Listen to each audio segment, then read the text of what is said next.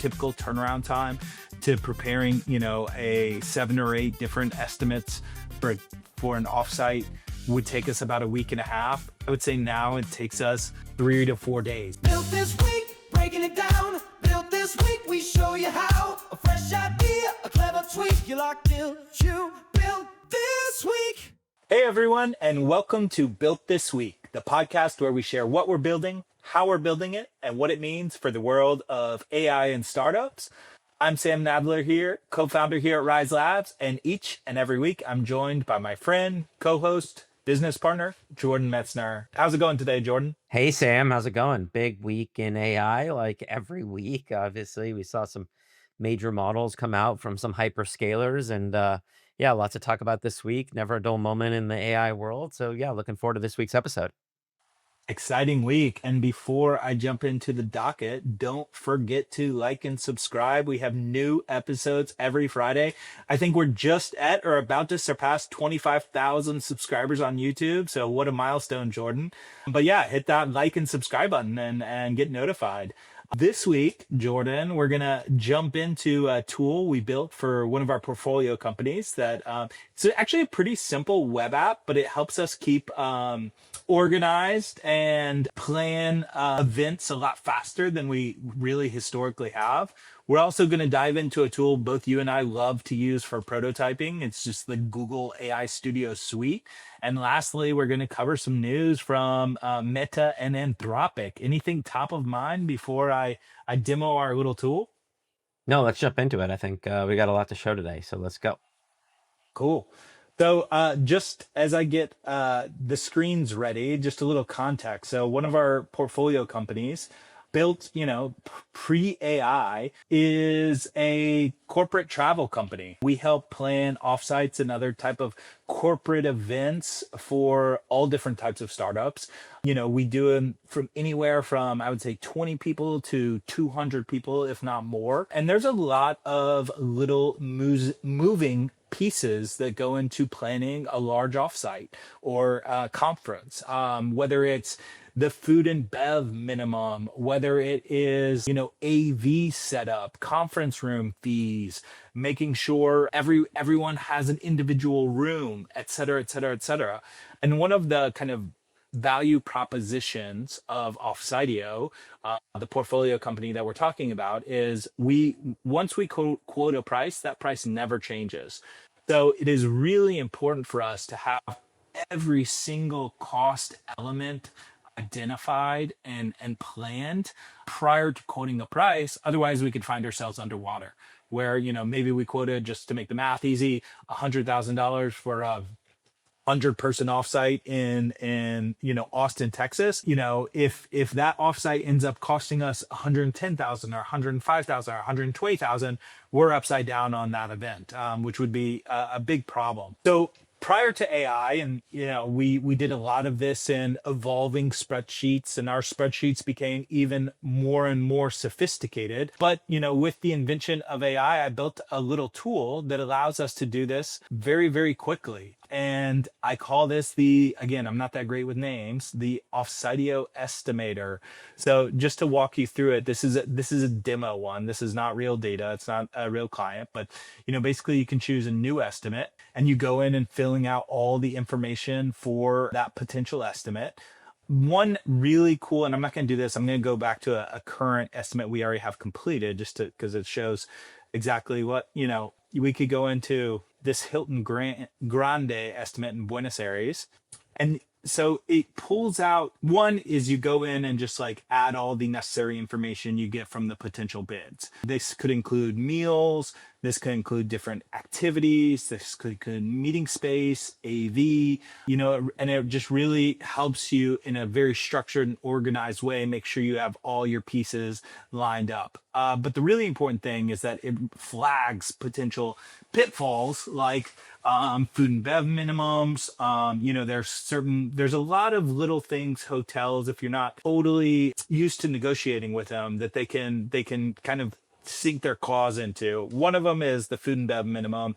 Other is AV costs, et cetera, et cetera. So we built this tool in a way that will flag if certain costs haven't been considered. So we lock them in with the hotel prior to communicating the cost with the client. So this is, essentially replaces a very elaborate Google spreadsheet that we've, used over the years to perform this exercise in a very structured and easy to digest way. However, what's really fun about this is, post confirming different locations and their prices, we would then need to present these different options to our clients. And that would take a lot of time in corralling all the information and then, creating either a Canva or a Figma presentation to, display it in the best way possible. Each one of these presentations would, to some degree, take us days to perfect. Now we created a different tool that will just pull the information from these estimates that we created of the different properties.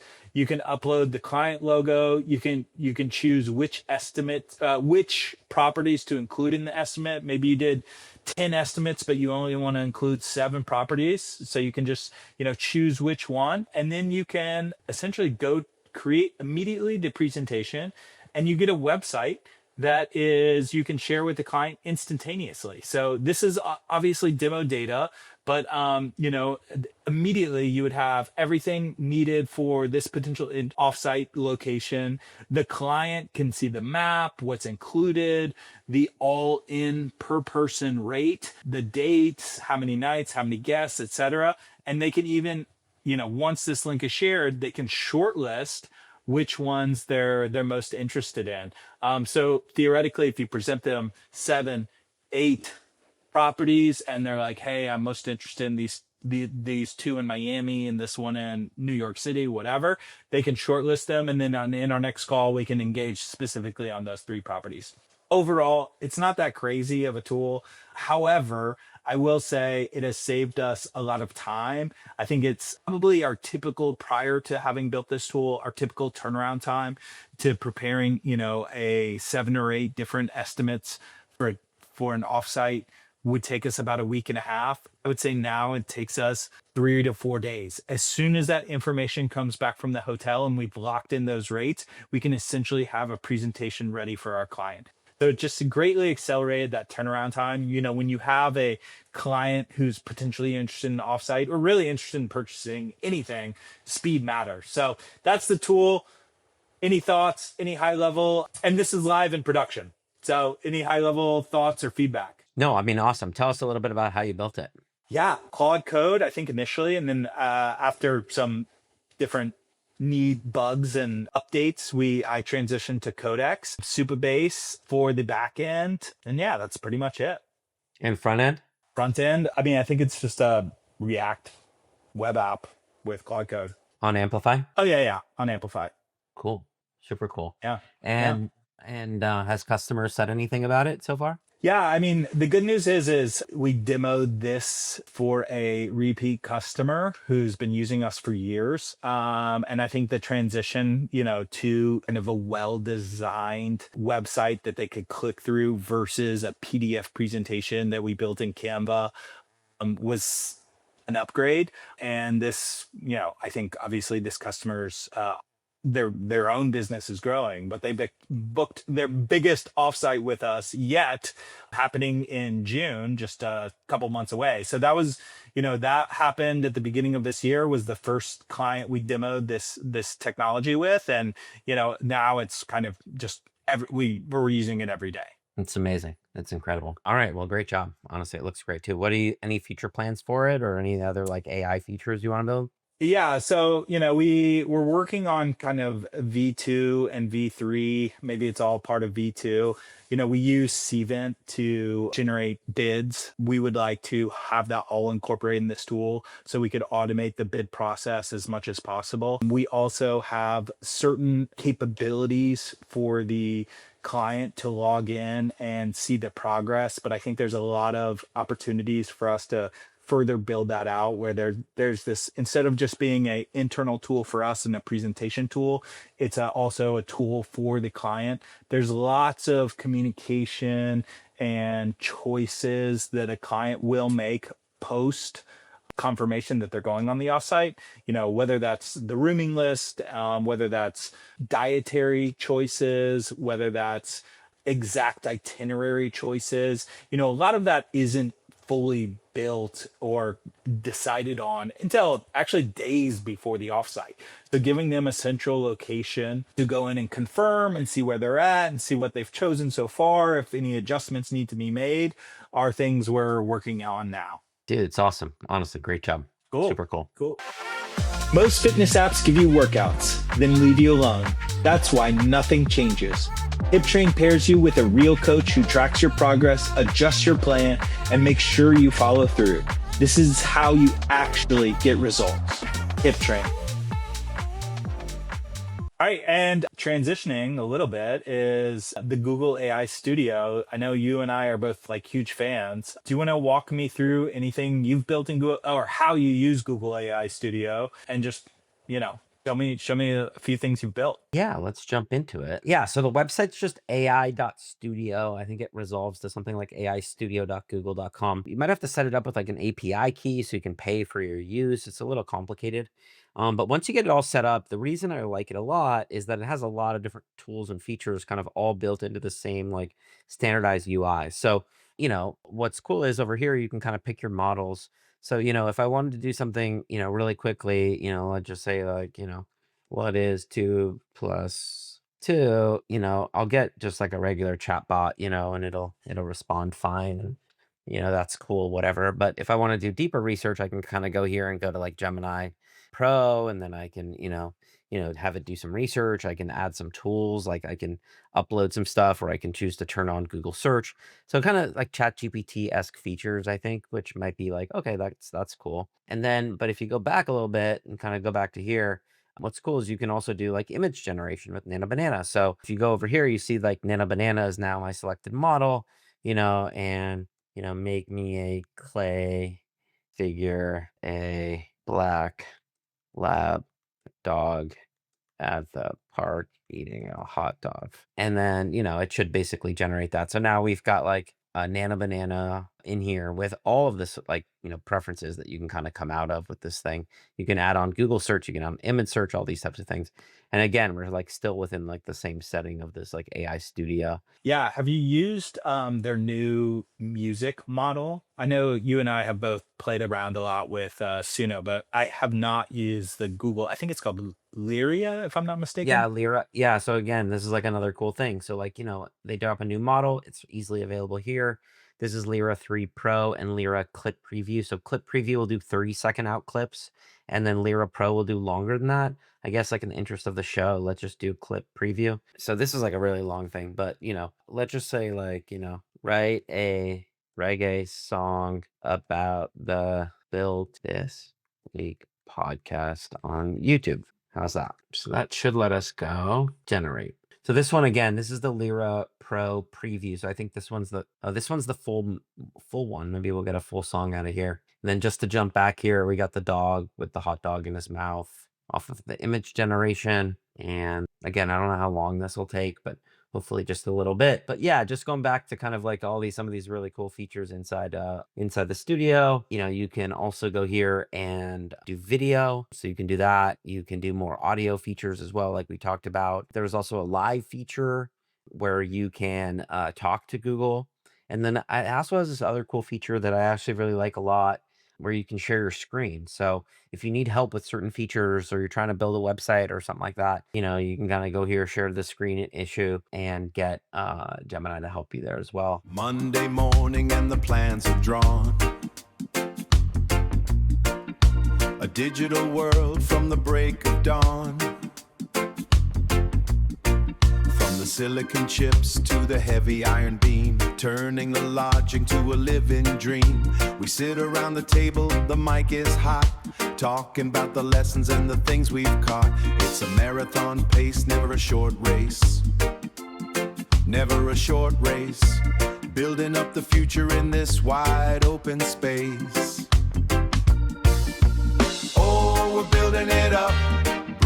brick, brick by brick. In the build this week, the rhythm is thick. On the YouTube screen, see the progress flow. On the YouTube screen, see the progress All start right, to that's grow. enough. It's a fun little tool, and I think it just shows kind of like the diversity of kind of the Google tools that you have at your availability. So how do And you think about, obviously you use Claude Code a lot, you use Codex, you use Google AI Studio. Back in the day, we've demoed things we've built on Bolt and Lovable that, we're not really using anymore. But how do you think about which tool to pull out and which tool to use? I mean, for me, it's like, is it kind of throwaway? Is it something that's like a quick and easy really fast demo I want to build, I'm typically doing it in Google AI Studio. Otherwise, I'll probably start it in Claude Code and then eventually transition to Codex or vice versa. How are you thinking about kind of which tool to use? I think it's kind of the same. I think like each of these tools kind of, in my opinion, lives in like a different vertical. So, if I'm building something that's like a big piece of software, then it's going to fall into the vertical of like, Cursor, Claude Code, or OpenAI or Codex. If I'm building something that I need a quick database and I need it to live for a little bit, but then I'm going to throw it away, then it kind of falls into that like, kind of like Replit, Lovable-ish world. And then if I'm just building a demo to show someone a gimmick, then it kind of falls into that like first column of like the Google AI Studio or Lovable or Bolt or something else to kind of build something quickly like that. But as you get more comfortable with each of them, you kind of see their like strengths and weaknesses. I still really love this Google like AI Studio for just building out little web apps because it's so fast and so clean and gives you good inspiration. But as you know, all these tools are just building stuff so well. And even sometimes like I use the chat, like I'll use Claude just in the browser to have it build me something, as it does a great job there as well. Yeah. Cool. All right, well, let's transition to the news. We got some big news stories. Let me kick off with Anthropic, actually. Anthropic, in the last couple days, I think it was, I guess, released that, not released, I guess, yeah, a news release that they have a new AI model that's so powerful that they're not releasing it. That they've like generated I would say a committee of dozens, if not several dozen corporate players to test security initiatives before they release it to the public. But I think some of the metrics were significantly higher than Opus 4.6. But yeah, I mean, what do you think? Is it hype? Is it real? Is it a marketing gimmick? And yeah, any high level thoughts? Well, I mean, it's funny that this news comes out like, right after the news of, Anthropic and kind of their relationship with the US government, the Defense Department. And no, I mean, I think, I read some further beyond this article about how they created a consortium of 40 companies like AWS and Microsoft and Apple and a bunch of others to come together to kind of solve some of these security issues. And it's not surprising to me that, kind of if you take a very heavy model based on the newest NVIDIA chips and you build something focused on coding, that it's able to find vulnerabilities that like maybe the human being didn't find previously. But my understanding is these are some pretty big vulnerabilities that like we didn't know existed. But as these models keep scaling up, they're going to be better at finding them and better at exploiting them as well. It does make me feel weird that something this powerful according to them is in the hands of like just Anthropic. Like this is a private tech company. It's owned mostly by like one person and his sister. We like Anthropic, we use it a lot, we pay them a lot of money. But if it's as dangerous as they say it is, maybe this is an issue of national security. I don't know.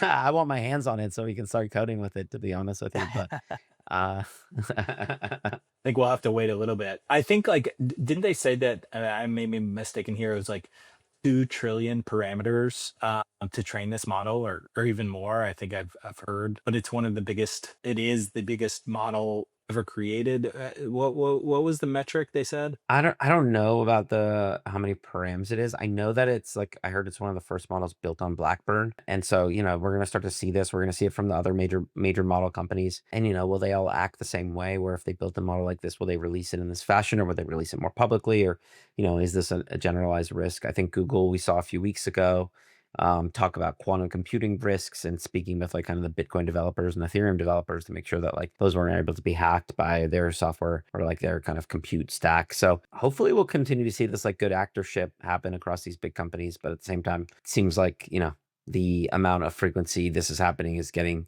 higher and higher as like AI is getting more and more powerful on day by day basis. Cool. So moving on, Meta debuts its new Spark model, which I think is a pivot from its previous strategy of an open source model. But did you get a chance to read this article, and what do you think of, of of this news?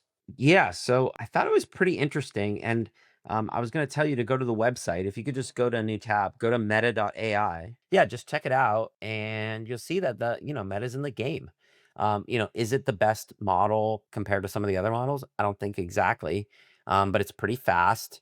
It's right now free to you to use. And they're catching up. It says 52 Opus and 5.4 are higher than that. So they know they're in fourth place, as it tells you right there. But I thought that's pretty interesting. And, if they start to expose these APIs, like this could be a really interesting game. And, more competition sparks more, inventiveness and ingenuity. So I'm all about it. What's vibes? Okay, we'll see this here. Oh, it's an image Um, generation. Okay. Yeah, Vibes is image. I think they have video as well. If you click where it says image Yeah. in the middle, you can make videos. So, this is kind of the Sora-ish stuff that they have already built into Messenger and some of the other apps across the Meta platforms. But um, yeah, it seems like, slowly but surely, you can't give up on them, that's for sure. So you got it. So just, yeah, one more chatbot, and you can download the Meta app.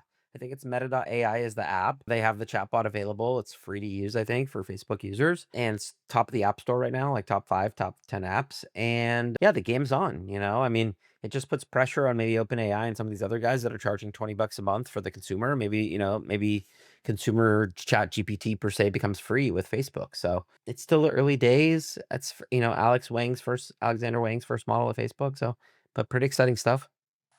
Awesome. Yeah. Well, great show, Jordan. Thanks for demoing the Google AI Studio. I hope you found my pretty simple trip estimating tool interesting. Again, I think, as long as we can inspire people to build with AI and maybe, apply AI to their own businesses, then that's a win for us. And interesting news. Would love to get my hands on, is it called Mythos? What did they call it? Yeah, don't worry. I Mythos. don't think we're getting our hands on that anytime soon. Anytime So soon. All right. Well, yeah. anything before we close I out? think getting your hands on it is a mythos. All right. Agreed. Probably better. All right, bud. Anything else before we close out this? What episode is this? This is episode 38. Episode 38. 38. So, congrats. Yeah, crazy. Yeah, crazy. Great job, Sam. All right. Well, this is a great episode. Fun to talk about AI. Can't wait to see what's happening next week. Hope everyone can like and subscribe and tell their friends about Built This Week, and see you all soon. Bye-bye. This week.